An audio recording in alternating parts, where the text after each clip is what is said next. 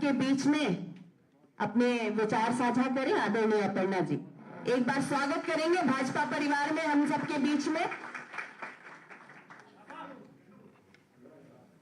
भारत माता की, भारत माता की, वंदे वंदे वंदे।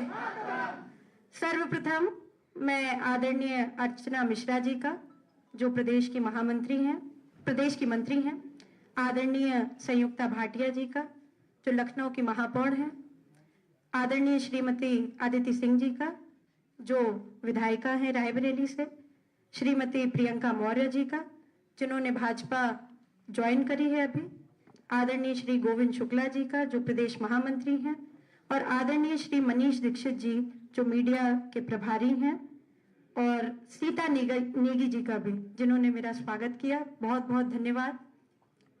आप सभी मीडिया बंधुओं का बहुत बहुत धन्यवाद। मैं एक ही बात कहना चाहती हूं कि आदरणीय प्रधानमंत्री श्री नरेंद्र मोदी जी एवं हमारे प्रदेश के यशस्वी मुख्यमंत्री श्री योगी आदित्यनाथ जी का मैं बहुत बहुत धन्यवाद देती हूं कि उन्होंने मुझे इस पार्टी का हिस्सा बनने का एक मौका दिया। और सबसे बड़ी बात, मैं आपसे उस दिन भी जिस दिन मैंने ज्वाइन करी थी पार्टी, मैं आज भी वही बात कहना चाहती हूं कि मैंने इस पार्टी को राष्ट्रवाद की वजह से चुना है।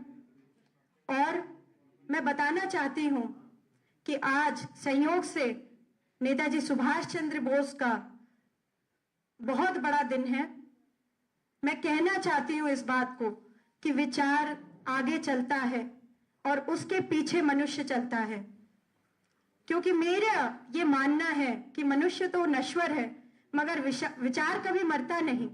शंकराचार्य जी ने ये बात बोली कि जब बहुत द्वंद्व, बहुत भीषणता, ऐसा एक समय आ जाए जब आपका मन स्थिर ना हो, आपका समाज स्थिर ना हो, तो क्या दिशा दे सकता है? किम औषधि? उनसे पूछा गया तो उन्होंने बताया विचार औषधि। और मैं ये गर्व के साथ बोलना चाहती हूं कि भारतीय जनता पार्टी वो पार्टी है जिसने इस देश को बचाया है, इसके संस्कारों को पोषित किया है, इसके संस्कार को बिल्कुल सिंचित करके आगे बढ़ाया है। मैं एक नए भारत का निर्माण के लिए आदरणीय प्रधानमंत्री जी के साथ बढ़ना चाहती हूं। इस नए भारत में आदरणीय योगी जी के साथ मैं चाहती हूं कि मुझे भी रंग भरने का अवसर मिले। और मैं फिर से अपने इस भाजपा प्रदेश कार्यालय का बहुत बहुत तहे दिल से धन्यवाद देना चाहती हूं कि उन्होंने मुझे यहाँ पर इतना वार्म वेलकम दिया। आप सभी मीडिया बंधुओं का भी बहुत बहुत फिर से मैं धन्यवाद देना चाहती हूं। और फिर से ये बात कहूंगी कि हम सब इस पार्टी से राष्ट्रवादिता की वजह से जुड़े हैं। हमारा लक्ष्य राष्ट्र को बचाना है। हमें फिर से अगर कुछ भी अच्छा करना है अपने इस राष्ट्र के लिए, तो भाजपा सरकार को हमें पूरे दम से लाना पड़ेगा उत्तर प्रदेश में। जय हिंद, जय भारत।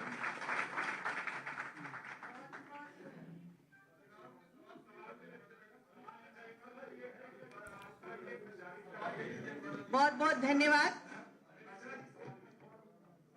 तो अपर्णा यादव,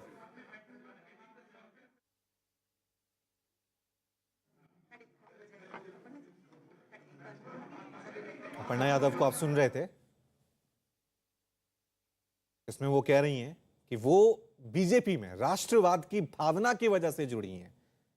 आप देख सकते हैं बीजेपी की ये महिला ब्रिगेड अदिति सिंह, जो रायबरेली से बीजेपी की तरफ से चुनाव लड़ रही हैं, हाल ही में उन्होंने कांग्रेस को अलविदा कहा है, कांग्रेस का दामन छोड़कर बीजेपी का दामन थामा है। प्रियंका मौर्य ये भी कांग्रेस को छोड़कर इसमें शामिल हुई हैं। अपर्णा यादव समाजवादी पार्टी को छोड़कर बीजेपी में शामिल हुई हैं और आज उन्होंने ये स्पष्ट किया कि आखिरकार उन्होंने बीजेपी क्यों ज्वाइन की। उन्होंने कहा कि मेरे मन में एक द्वंद्व चल रहा था, लगातार ये विचार चल रहा था, तो उसके बाद मैंने राष्ट्रवाद की भावना के पीछे मोदी सरकार की योजनाओं से प्रेरित होकर बीजेपी ज्वाइन की है। आज उन्होंने कहा कि बीजेपी राष्ट्रवाद की पार्टी है और राष्ट्रवाद की पार्टी ही मैंने ज्वाइन की है, राष्ट्रवाद की भावना की वजह से मैंने बीजेपी को ज्वाइन किया है। वहीं अदिति सिंह जो रायबरेली से बीजेपी की विधायक हैं, वो भी क्योंकि हाल ही में बीजेपी में शामिल हुई हैं, उन्होंने कहा कि जिस तरह से मोदी सरकार, बीजेपी सरकार महिलाओं के उत्थान के लिए, सशक्तिकरण के लिए काम कर रही है, उनसे प्रेरित होकर मैंने बीजेपी का दामन थामा है। प्रियंका मौर्य जो किसी वक्त कांग्रेस की पोस्टर गर्ल होती थी, वो भी बीजेपी में शामिल हुई हैं। तो प्रियंका गांधी को एक तरह से बीजेपी की तरफ से ये जवाब दिया जा रहा है। तमाम महिला ब्रिगेड जो हाल ही में बीजेपी में शामिल हुई हैं, अपर्णा यादव समाजवादी पार्टी को छोड़कर बीजेपी में शामिल हुए हैं, अदिति सिंह कांग्रेस को छोड़कर बीजेपी में शामिल हुई हैं, प्रियंका मौर्य जो एक वक्त कांग्रेस की पोस्टर गर्ल होती थी, वो भी बीजेपी में शामिल हुए। और सभी जितने भी ये महिला नेता हैं, उन्होंने कहा कि हम राष्ट्रवाद की भावना को देखते हुए बीजेपी में शामिल हुए हैं।